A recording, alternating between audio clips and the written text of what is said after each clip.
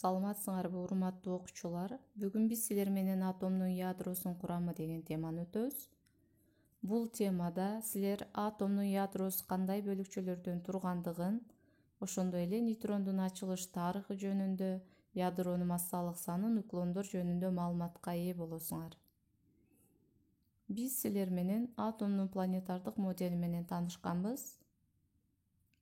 Резерфордтун жүргүзгөн тажрыйбасынын жыйынтыгында атомдун борборунда оң заряддуу ядро жана ядронун тегерегинде кандайдыр бир орбита боюнча кыймылдоочу терс заряддуу электрон жайгашкан.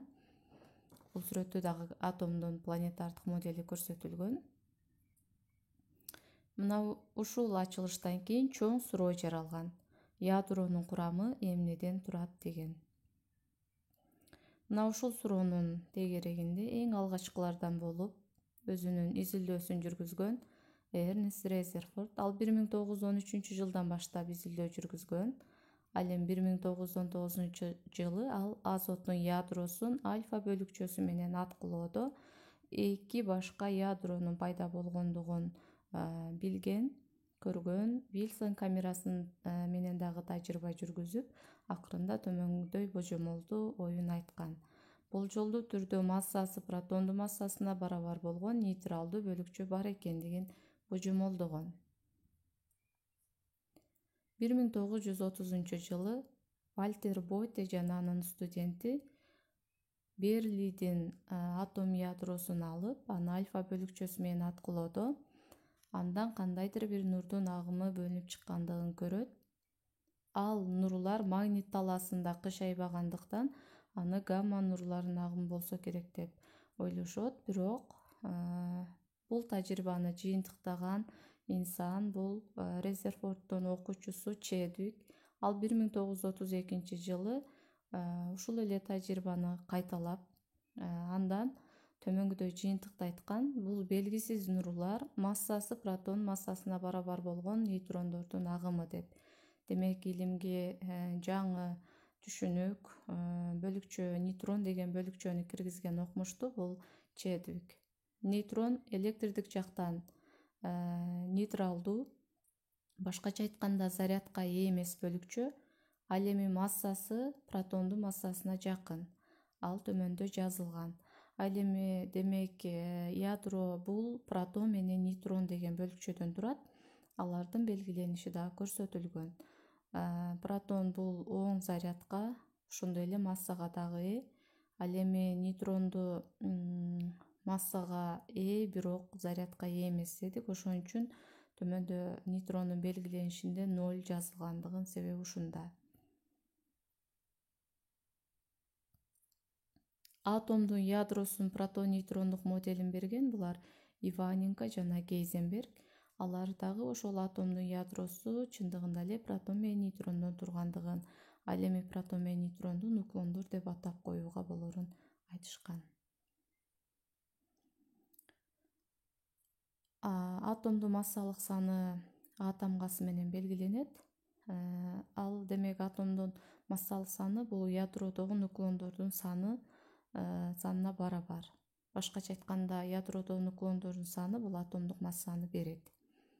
Ал эми ядродогу протондордун санын Z тамгасы менен белгилейбиз, нейтрондордун санын N тамгасы менен белгилейбиз.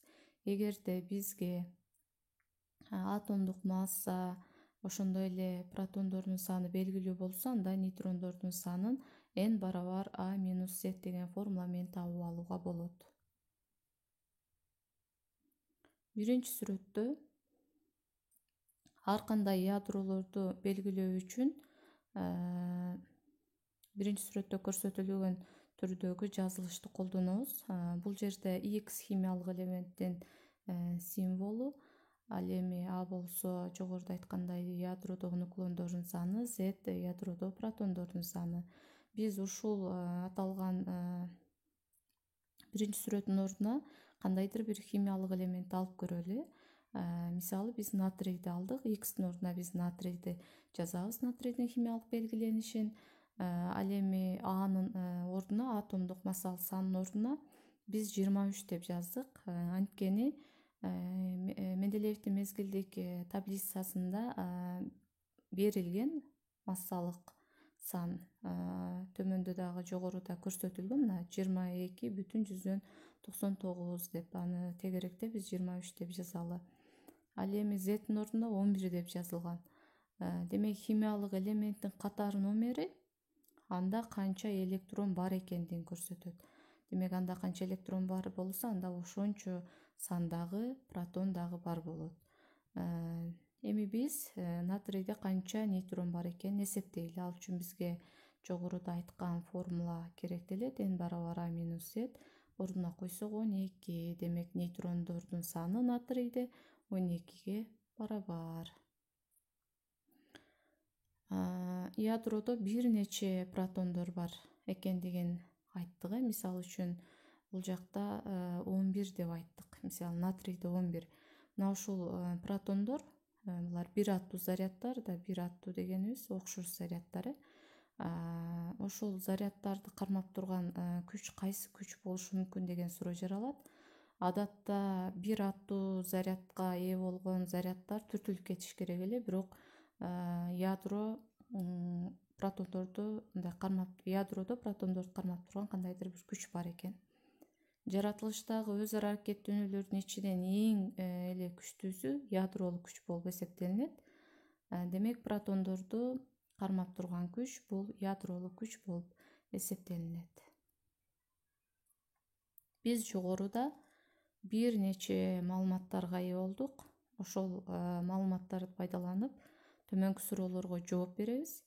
Ошондой эле төмөнкү элементтерде канча нейтрон бар экендигин эсептейбиз. Бул жерде 3 элемент жазылган. Ошондой эле төмөнкү таблицаны да толтурабыз. Бул таблицада биринчи графада ошол бөлүкчөнүн аты, мисалы үчүн нейтрон, электрон, протон жана башка бир нече бөлүкчөнү жазып, жогоруда суроо жазылган. Мына ушул берилген тапшырманын тушуна ар бирине белгилүү маалыматтарды жазып чыгабыз. Мына ушун менен биздин сабак, бүгүнкү сабагыбыз аяктады. Саламатта тургула.